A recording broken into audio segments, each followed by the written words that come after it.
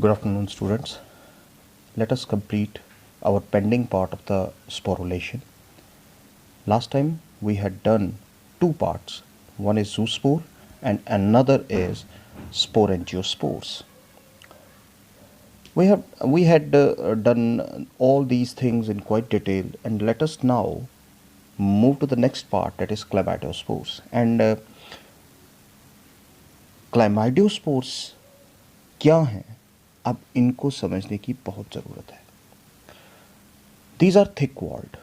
आप यहाँ से इसको देख सकते हैं. मैं इसको थोड़ा सा जूम कर लूँ. If you see these are thick walled spores, resting spores, and can withstand extreme harsh environmental conditions. और ऐसा क्यों होता है? एक ही वजह से, क्योंकि इनके एक तो thick walled है, the most important thing, and another thing is they have reserve food material in it. तो लंबे समय के लिए जब ये डॉर्मेंट रहते हैं तो इनके पास फूड मटेरियल किसी के पास भी होना चाहिए. आज आप कोरोना के केस में देख रहे हैं कि अगर किसी की इंसान के पास पैसा है तो वो सरवाइव कर पाता है. वो क्यों कर पाता है? कि उसके पास चीज़ें खरीदने के लिए पैसे हैं. अगर 4 दिन काम नहीं भी चलता है तो पैसे से काम चल सकता है. तो उसी तरह से अगर इन स्पोर्स के पास रिजर्व फूड मटेरियल ना हो तो ये उस हार्श कंडीशन को सरवाइव नहीं कर पाएंगे. सो इनकी सबसे बड़ी एक खासियत आप याद रखिएगा, they have reserve food material, और उसी की वजह से they can withstand the extreme harsh conditions. Now these are various kinds of fungi which cause the which have the chlamydiospores. And what are those chlamydiospores and what are those types? Let us do. Number one example is the ascomycetes.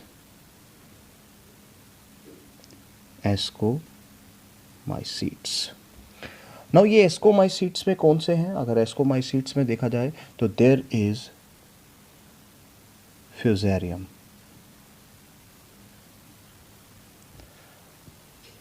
फ्यूज़ेरियम एक ऐसी एस्कोमाइसीट है जो एक disorder cause करती है tobacco plant पे, which is known as fusarium wilt. Fusarium wilt cause करती है, और जहाँ पर उसके पत्ते जो है वो डिस्टॉर्टेड हो जाते हैं, विल्टिंग हो जाती है उसमें. हम जानते हैं इस प्रोसेस को. और इसी तरह से एक और एस्कोमाइसीट है जो क्लाइमाइडियोस्पोर्स जहाँ प्रोड्यूस होते हैं, और एक बहुत ही एनिमल्स और ह्यूमंस में ये एक डिसऑर्डर क्रिएट करते हैं. And that disorder is candidiasis. That disorder is candidiasis. और ये कैंडिडियासिस किसकी वजह से हो रहा है? कैंडिडियासिस हो रहा है एक फंगस की वजह से. और फंगस कौन सी है? याद रखिएगा ऑब्जेक्टिव्स के लिए, भूलना नहीं है. वो क्या है? That is Candida albicans. Let me write the name of this fungus. This is again ascomycete. Remember, Candida albicans. धीरे धीरे, क्योंकि मैं zoology का लेक्चरर हूँ, लेकिन फिर भी मैं कोशिश कर रहा हूँ कि अपनी जो बॉटनी है वो उसको भी वैसा ही रखूँ. क्योंकि नेचुरली कोई भी इंसान अगर ये कहता है कि मेरे को zoology, biology is my subject, तो उसमें बॉटनी भी आती है, ज़ूलॉजी भी आती है, लेकिन अब नेचुरली पढ़ाने के तरीके में फ़र्क होता है. तो हम कोशिश कर रहे हैं कि जितना हो सके आपको नॉलेज दी जाए इन स्पोर्ट्स के बारे में. हालांकि ये थोड़ा सा हम डिटेल में जा रहे हैं क्योंकि as per need point of view, लेकिन सिलेबस में भी देखा जाए तो कैंडिडा एक बहुत ही इंपॉर्टेंट एग्जाम्पल है as per your exams are concern. Now Candida albicans है जो क्या कॉज करती है? एक डिसऑर्डर कॉज करती है, कैंडिडियासिस. और कैंडिडियासिस क्या है? Candidiasis is basically the formation of white patches in mouth. कैसे? Let me show you. I have that very slide here. Look here. Let me show you this slide here. This is candidiasis. आप देख रहे हैं white patches पड़ गए हैं, और white patches पड़ने की वजह से क्या हो गया है कि कई बार ये बेसिकली हम वैसा भी देखते हैं कि अनहाइजीनिक नेचर की वजह से भी ऐसा होता है। दूसरी चीज़ ये होती है कि इसकी वजह से स्वेलिंग हो जाती है टंग के ऊपर, चीक्स के ऊपर, थ्रोट पे थोड़ी स्वेलिंग हो जाती है, बैड ब्रेथ आती है। ये डिज़ीज़ के सिम्टम्स हैं, और कई बार खाना खाने में बड़ी मुश्किल होती है।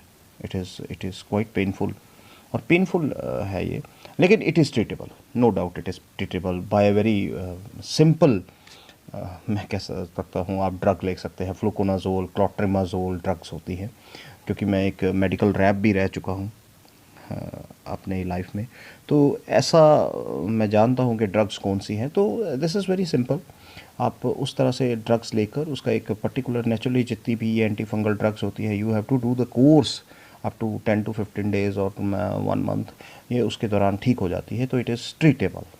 सो I hope you understood this whole part of chlamydospores. Now let us move to the next part. अब वो नेक्स्ट पार्ट क्या है? The next part is oidia, the oidiospores. Now देखिए, यहाँ मैं आपको दिखाना चाहता हूँ, दीज आर द ऑइडियोस्पोर्स। ये डायरेक्ट फॉर्मेशन होती है, this is the direct asexual non-motile spores which are formed directly on the hyphae by breaking of the hyphae।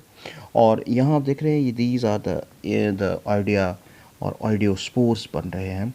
यहाँ एक चीज़ और याद रखिएगा, अनलाइक अगर आप अभी आपने पीछे क्लेमाइडोस्पोर्स पढ़ा, यहाँ आप देख रहे हैं कि इनकी जो वॉल है, let me zoom it a little bit,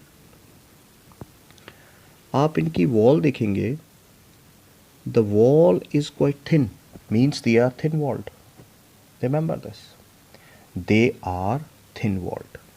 अब ये स्पोर्स क्या है? they do not contain reserve food material, no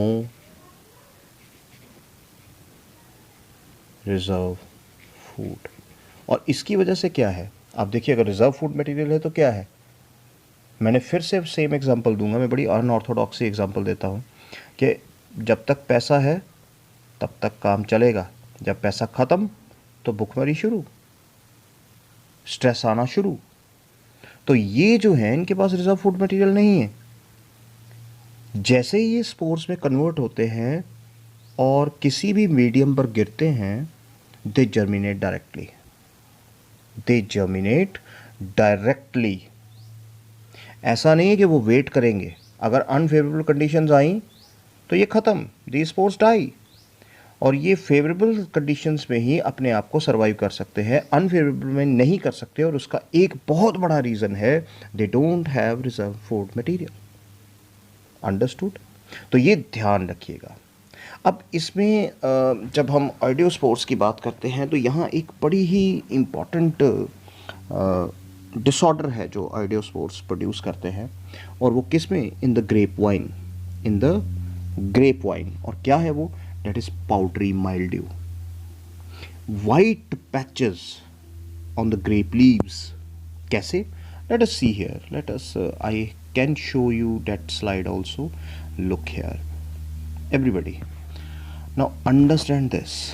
आप देखिए, this is powdery mildew। if you see these white patches are growing and growing all over the leaf, और यहाँ पर भी आप देख सकते हैं, leaf is distorted, wilted, death of the leaf, whole of the grapevine is destroyed now, crop yield is destroyed। तो सब कुछ आप देख रहे हैं कि यहाँ इन स्पोर्स से ख़त्म हो रहा है, डिजीज़ कॉज कर रहे हैं, पैथोजेनिक है। तो याद रखिए, ये स्पोर्स अगर हम इनको अनफेवरेबल कंडीशंस देंगे, यानी अगर किसी भी तरह का इनके लिए अनफेवरेबल कंडीशंस कॉज करेंगे, तो ये जर्मिनेट नहीं कर पाएंगे और हम अपनी क्रॉप को बचा सकते हैं। उसके बहुत से तरीके हैं, वो हम अलग से वीडियो बनाएंगे, ताकि हम इन डिजीज़, प्लांट डिजीज़ के बारे में भी हम बात करेंगे। नाउ दिस इज़ व्हाट, एक छोटा सा टॉपिक है जहाँ हमने ध्यान रखना है, और ख़ास तौर पे पाउडरी माइल्ड्यू किसकी वजह से होती है? It is a fungus. Let me right the name of that fungus.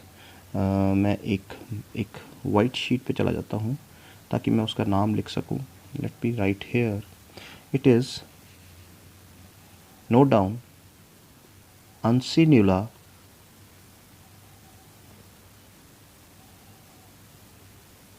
nectar. Uncinula spelling शायद आगे पीछे हो सकते हैं. Uncinula I think here NEA है, nectar. So Uncinula nectar fungus की वजह से ऑइडियोस्पोर्स बनते हैं and they are the causative agents of powdery mildew. तो याद रखिएगा, it is very important example, क्योंकि मैं कोशिश कर रहा हूँ कि नीट पॉइंट ऑफ व्यू से भी ये टॉपिक बने. सिर्फ इस नहीं कि एकेडमिक सेशन ही, आपका एकेडमिक तो कवर हो ही रहा है, लेकिन कुछ हद तक आपका वो चीज़ें भी कवर हो जाए. Now the last part of sporulation is, वो यहाँ नहीं दिया गया है, उसकी स्लाइड किसी तरह से पता नहीं डिलीट हो गई है, क्या हुआ है. Now that is, let us come to, शायद लास्ट पार्ट इसमें नहीं है, तो हम एक ब्लैंक स्लाइड पर चले जाते हैं. यहाँ एक ब्लैंक स्लाइड भी मेरे पास पड़ी हुई है. वो the yes, this is one. Now it is the conidia. Last, let me write here, conidia. Now देखिए conidia ये भी किससे बनते हैं?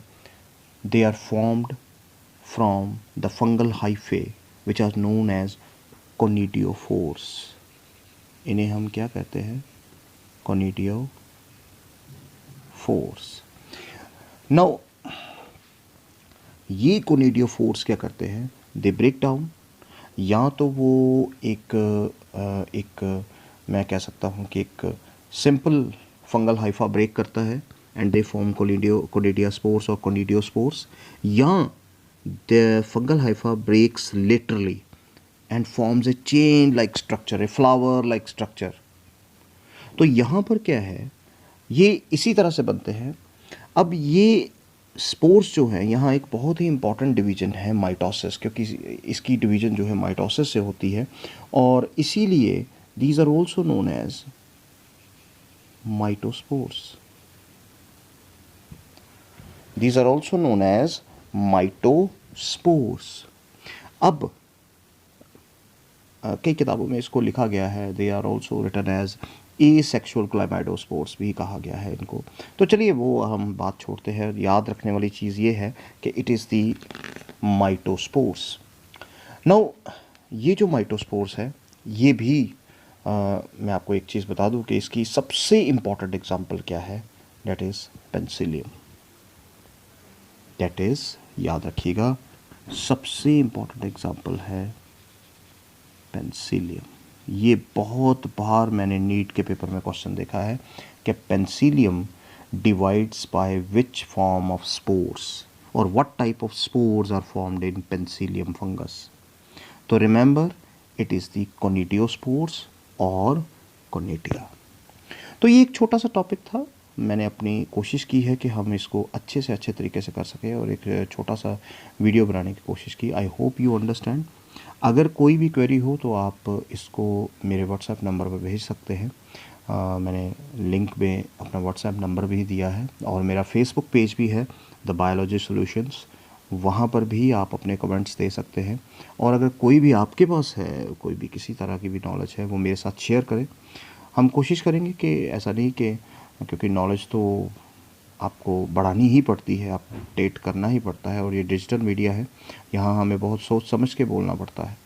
तो कोशिश कर रहे हैं कि कोई गलती ना हो, लेकिन अगर कोई गलती हो तो उसे इमीडिएटली हम ठीक करने की भी कोशिश करेंगे. तो आई hope you understand this topic.